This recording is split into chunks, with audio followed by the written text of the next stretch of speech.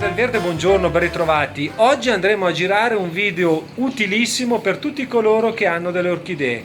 Con un solo video potrete vedere come bagnarle, concimarle, tagliare lo stelo, insomma prendersi cura della propria Phalaenopsis in questo caso, ma soprattutto lo vedrete fare da un grande esperto, Gioele Porrini. Eccoci qui Gioele, ora è tutto pronto, sembra una grande sala operatoria e vogliamo proprio stupire i nostri amici con questo super tutorial. Allora, da dove iniziamo? Allora, la prima, diciamo, l'operazione più semplice che possiamo fare a una nostra Phalaenopsis è la bagnatura. Allora, le Phalaenopsis sono piante da ombra che vengono dalle Filippine, dal livello del mare o quasi, sono piante da caldo, ma soprattutto sono piante che amano avere le radici sempre un po' umidine, sia per via degli schizzi dell'acqua dei fiumi vicino dove vivono, sia per il fatto che sono piante da ombra, quindi vivono nelle parti basse della foresta. Per questo motivo noi, quando abbiamo una Phalaenopsis in queste condizioni, cioè con queste radici belle verdi come vedete adesso, la Phalaenopsis è in perfetto stato. Vedete che c'è un piccolo segno di condensa e le radici sono verdi, e questo è lo stato ottimale di bagnatura. Nonostante questo, adesso siamo al 25 di luglio, ci sono più di 32-33 gradi qui, anche se la bagniamo un'altra volta non succede niente. In inverno invece, mi raccomando, se la situazione è questa, cioè se la pianta ha le radici verdi e ha questa condizione, non va bagnata. Cioè è una pianta che è già a posto, non bisogna, perché sennò altrimenti se si bagna troppo, poi con le notti fredde e le temperature basse che abbiamo in inverno, si rischia poi di farla marcire. Ora, noi in serra bagniamo ovviamente con la canna dell'acqua, con una doccia, però a casa ovviamente noi non possiamo fare questo lavoro e lo faremo appunto immergendo la pianta in un secchiello d'acqua. Questo è un secchiello d'acqua, ci sono dentro 5 litri di acqua. Poi sulla qualità dell'acqua si potrebbe disquisire molto, però l'acqua che utilizziamo noi è acqua derivante dalla depurazione osmosi inversa, quindi un'acqua che è stata desalinizzata e che quindi non ha il calcare al suo interno e tutta una serie di altri sali. Per fare questo, ovviamente utilizzando quest'acqua, poi noi non possiamo bagnare sempre con quest'acqua, perché è un'acqua priva di sali e quindi poi a lungo andare andrebbe a impoverire la pianta, e quindi di quando in quando, cioè una volta ogni 3 bagnature, noi aggiungeremo del concime, ma lo vediamo un po' in seguito. Intanto vi faccio vedere come si bagna una Phalaenopsis. Allora, il modo migliore per bagnare una Phalaenopsis è immergerla tranquillamente nell'acqua. Vedete che la pianta inizialmente fa delle bollicine perché il composto deve imbibirsi per bene di acqua. È venuta a galla anche qualche pezzetto di corteccia, non succede niente. Se la pianta è ben radicata, la corteccia tranquillamente rimane poi fissa nel suo vaso, e la teniamo in immersione un minutino, non succede niente. Adesso che è estate possiamo anche poi prendere l'acqua e bagnargli le foglie, non succede niente, perché fa caldo, ci sono 33 gradi e la pianta è contenta. Dopodiché la lasciamo scolare, vedete che scola per bene tutta l'acqua, e a questo punto noi possiamo poi rimetterla nel nostro portavaso, nel nostro cachepot, dove vogliamo in casa, senza che però rimanga l'acqua al piede. Questo è quello che potevo dirvi sulla bagnatura. Parliamo adesso della concimazione, Gioele. Sì. Allora, dopo aver, come abbiamo detto prima, l'acqua che abbiamo utilizzato è acqua derivante da impianto di osmosi inverso, cioè è un processo che di fatto toglie tutta una serie di sali, tra cui anche il carbonato di calcio, quindi il calcare. Perciò, scusa se ti interrompo Gioele, potremmo usare, io per dire utilizzo la brita, la classica brocca che in casa va a togliere proprio tutto il calcare, potrebbe andare bene come soluzione? Sì, sicuramente, perché il calcare è una delle cose più nocive per le orchidee, perché le piogge tropicali hanno un pH molto basso, sono acque tenere e sono molto povere di sali e anche molto povere di calcare, soprattutto quasi non ce n'è, a eccezione fatta per alcune orchidee che vivono in zone calcaree, ma non è il caso della Phalaenopsis. Nel caso della Phalaenopsis va benissimo l'acqua di osmosi inversa, oppure l'acqua dei deumidificatori o dei condizionatori. Mai utilizzare l'acqua delle asciugatrici, perché ci sono residui anche di sapone e di altre cose che invece possono essere nocive. Ecco, ovviamente noi utilizzando questo tipo di acqua, che va benissimo per bagnare le nostre Phalaenopsis, però ogni 3 bagnature dovremo aggiungere del concime, cioè dovremo aggiungere un mix di sali per poter reintegrare questi sali che la nostra depurazione ha tolto, ovviamente. Allora, questo è il concime della Varesina Orchidee, che da non molto tempo facciamo produrre secondo una nostra ricetta a un'azienda farmaceutica, un'azienda chimica vicino a Bologna, si chiama Varesina Orchidee 20-20-20. Allora, tutti i concimi hanno questi 3 numerini che vedete qui. Questo si chiama titolo. Il titolo di fatto è una serie di numerini che indicano l'azoto, il primo numero, il secondo numero il fosforo e il terzo numero il potassio. In questo caso 20-20-20 significa che l'azoto, il fosforo e il potassio sono in quantità uguali, cioè un concime bilanciato. È la cosa più facile che potete usare perché va benissimo per tutto l'anno e quindi non avete problemi. Allora, adesso noi apriamo il nostro contenitore come fareste voi a casa. Ecco, all'interno vedete che c'è una polvere, è un mix di sali che di fatto c'è già il misurino. C'è il misurino è di fatto 1 grammo, quindi voi lo prendete raso. Ecco, noi lo prendiamo raso così ed è un misurino praticamente raso ed è 1 grammo. Noi mettiamo il nostro grammo di concime nell'acqua.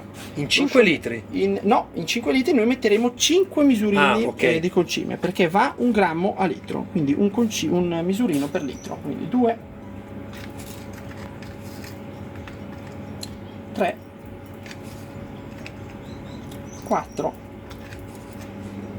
Quindi se io faccio 1 litro userò un misurino. Poi tanti mi chiedono spesso se la soluzione che loro fanno, perché ovviamente poi questa soluzione rimane nel tempo, mi chiedono cosa possono farne della soluzione di concime che hanno prodotto. Beh, la mia risposta è sempre questa: sicuramente chi è amante delle Phalaenopsis, amante delle piante, dei fiori in generale, avrà sicuramente anche altre piante a casa. Va benissimo per concimare anche altre piante. Una volta che voi avrete fatto il vostro bagnetto alle Phalaenopsis, non c'è problema, potete versarla nel ficus, nelle altre piante di casa e non c'è assolutamente nessun problema. In alternativa potete conservarla per la volta dopo. Diciamo che è la scelta B, sarebbe meglio utilizzarla tutto subito. Ecco, quello che è bene fare adesso è aiutare a sciogliere il concime, quindi noi gli diamo una mescolatina con un piccolo legnetto, quindi sciogliamo il concime nell'acqua. Questo praticamente ormai il concime si è sciolto. Prendiamo la nostra Phalaenopsis che abbiamo precedentemente bagnato, perché ricordatevi sempre, mai concimare una pianta asciutta, sempre concimarla da bagnata. Quindi l'abbiamo bagnata e dopo la concimiamo. Esatto, questo perché? Perché l'acqua, per sue caratteristiche fisiche, una superficie bagnata attira più facilmente altra acqua rispetto che una superficie asciutta. Quindi quando noi immergeremo nella nostra soluzione di acqua e concime la nostra pianta già bagnata, questa sarà già predisposta in modo positivo ad assorbire altra acqua che ovviamente contiene il concime. Noi la immergiamo nella nostra soluzione, la lasciamo a mollo sempre un minutino come facciamo con l'altra pianta, dopodiché la togliamo e la facciamo scolare e praticamente la nostra concimazione è stata fatta. Bene, a questo punto, parlando sempre di manutenzione della Phalaenopsis, vediamo il classico taglio dello stelo sfiorito, Gioele. Sì, ecco, questa qui è una Phalaenopsis che qualche mese fa era bellissima e adesso ormai è sfiorita perché sono passati dei mesi. La pianta, come vedete, è bella, sta bene, però praticamente non ha più la bella fioritura che aveva prima. Allora, a questo punto tanti si chiedono cosa devono fare. Allora, come al solito bisogna vedere bene e osservare la pianta. Allora, vedete che la pianta qui sullo stelo fiorale ha tanti nodi, cioè ne ha uno qui, poi ne ha uno qui, poi salendo ne ha un altro, poi un altro ancora e così via. Ognuno di questi nodi è una gemma dormiente, cioè una gemma che di fatto può risvegliarsi nel momento in cui noi tagliamo lo stelo al di sopra di questa gemma. Per una questione di ormoni la gemma sottostante si risveglia e già vedete che qui, senza che noi abbiamo tagliato lo stelo, già vedete che questa gemma leggermente si è risvegliata e ha già una piccola gemmina. Ecco, quando voi tagliate lo stelo, questa gemma che praticamente produce un nuovo stelo farà uno stelo più corto rispetto a quello principale, perché come nei rami degli alberi esistono steli diciamo principali, rami principali e poi rami secondari. Ecco, quello che possiamo fare quando la nostra Phalaenopsis è sfiorita, io consiglio sempre, tanti non vogliono tagliare il ramo, però io consiglio sempre di tagliarlo perché è una forma di resettaggio, cioè praticamente la pianta si resetta e ne fa un altro. Allora io dico sempre di tagliare almeno un nodo dalla base, o anche due, come preferite. Io taglio sempre un nodo per comodità, si taglia con un taglio netto senza problema, si toglie il bacchettino e si toglie tutto. Qua stessa cosa, l'altro stelo, si taglia e si toglie tutto, finito. Questa è la nostra pianta che adesso andremo a coltivare, perché adesso il bello inizia qui. Finché noi abbiamo un'orchidea fiorita, è la regina delle piante di casa, poi quando diventa sfiorita tutti ce ne dimentichiamo. In realtà è qui che la pianta inizia a lavorare, è qui che inizia il nostro lavoro. È giunto il momento del rinvaso, Gioele. Ecco, questa che è la stessa, praticamente come fosse la stessa pianta che precedentemente era fiorita e che adesso è sfiorita. Noi abbiamo tagliato, come abbiamo visto, lo stelo alla base sopra il primo nodo, comunissimo esempio di una Phalaenopsis con le sue 4 paia di foglie normali. Noi sfiliamo la pianta dal vaso, ecco qua, senza timore. Ecco, vediamo che le radici sono quasi tutte in buono stato, sono verdi, sono ancora carnose, non c'è problema. Liberiamo le radici dal vecchio composto.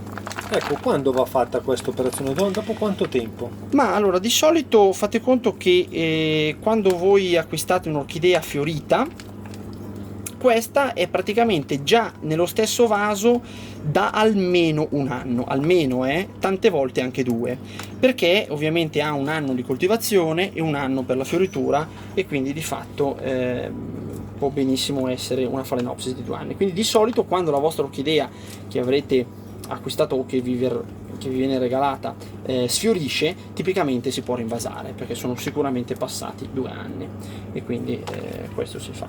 Ecco, si rimuove dalle radici tutto il composto vecchio che abbiamo all'interno. Ecco, vedete già che ci sono 2 diversi colori nelle radici, no? Ci sono delle radici verdi e delle radici quasi gialle. Vedi? Sì.